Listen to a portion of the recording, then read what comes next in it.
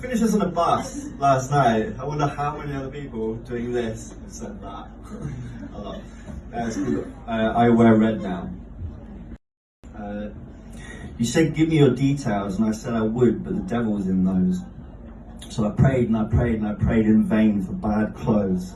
I got dressed up as you that day you lost all hope and badly clad in the finery of your tragedy's ghost. I wear red now for bulls who say what Satan says are God's rules.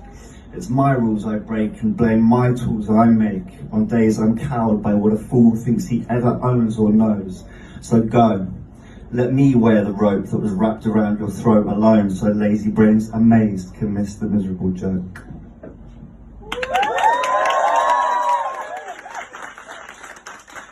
Yeah, the next one's heavy as fuck as well. So I'm enjoying this conversation because this is part and parcel of what I mean. Because this conversation is very, very difficult to have, and I've tried to have it about lots of snowflake issues like gender. That's a good one. I have tried to understand myself better, other people better, for the benefit of them and me, via, adult intellectual discourse. And I've been thwarted every time, apart from the last time when I met some babe in Birmingham that was rad. And how difficult it is to talk about because someone will shut you down because they're offended is what I mean by snowflakism.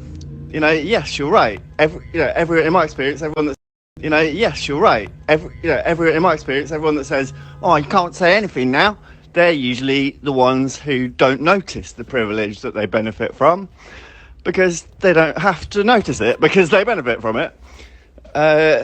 So yeah, I get it, but it hasn't just affected the right-wing politicians. It affects everybody because everyone's terrified of saying the wrong thing.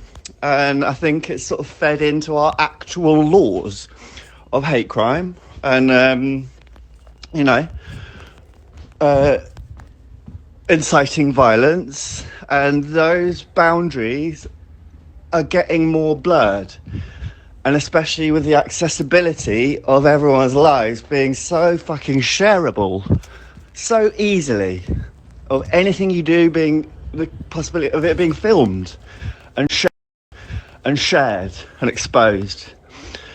And that fear, I think, sort of systematically and sociologically has fed into a sort of westernized sort of anxiety about freedom of speech, which I will defend doggedly because I think it's a key and a gatekeeper for the democracy that doesn't fucking exist, but the idea of it helps keep us from being total cunts at least. So what I mean by snowflakism is everyone's confusion. You've addressed it exactly. Everyone's confusion as to what it means.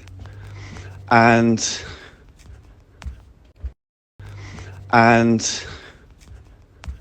the inaccessibility to find out, because you can't. Because the people who are offended by everything, and I could be one, man. I'm a minority. I spent my life talking to, and I suffer, spent my life talking to straight people that have been like, "You're all right for a gay,"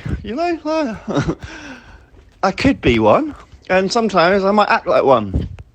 But if you go down the road of people not being able to say or feeling scared of speaking in case they say the wrong thing or the wrong pronoun, then something's gone wrong, in my opinion.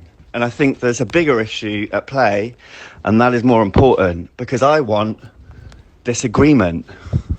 Because disagreement is an essential characteristic of democracy. Thanks for interacting with me, Leo. That was good to say. Essentially, I know this is like, it might seem like a bit of a stretch, a bit of a reach, but actually no, and you're probably, you know, aware of some of these things yourself, but like, there's a lot of changes being made that are essentially going down a dark Orwellian path. And this is spiked for me. You know, something's sort of clicked, and these things that I've just talked about, they could lead down a dark path. And I, for one, am going to defend democracy doggedly, and as free speech I care about a lot because it's key. Yeah. I'll never own